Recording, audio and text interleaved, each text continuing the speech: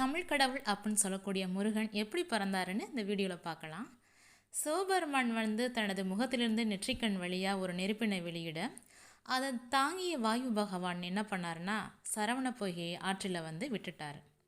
அந்த நெருப்புகள் ஒவ்வொன்றும் பார்த்திங்கன்னா 6 குழந்தைகளாக கார்த்திகை பெண்களிடம் வளர்ந்துச்சு. அந்த கார்த்திகை பெண்களிடம் வளரும் பொழுது அன்னையான பார்வதி தேவி என்ன பண்ணுறாங்கன்னா அந்த 6 குழந்தைகளையும் ஒரு சேர அணைக்கிறாங்க. அப்படி அணைக்கும்போது அந்த 6 தீப்பொறிகள் சொன்னோம் இல்லையா, அந்த 6 தீப்பொறிகளும் ஒன்றா சேர்ந்து 6 முகனாக முருகன் தோன்றினார் அப்படின்னு சொல்லிட்டு நம்ம இந்து சமய நூட்கள் சொல்லுது. தமிழ் கடவுள் முருகனை பிடிக்காத யாருமே இருக்க மாட்டாங்க. தமிழ் கடவுள் முருகன் இப்படி தான் பிறந்தாங்கன்னு சொல்லிட்டு நம்ம இந்து சமய நூட்கள் சொல்லுது. தமிழ் கடவுள் முருகனை நீங்களும் வாரம் செவ்வாய்க்கிழமை வழிபட்டு வாங்க. நீங்கள் நினச்ச காரியம் வெற்றியடையும். வாரம் ஓரே நேரங்களில் வெற்றிலை தீபம் போட்டு வணங்கி வந்தால் முருகன் நீங்கள் நினச்ச காரியம் நிறைவேற்றி கொடுப்பாரு.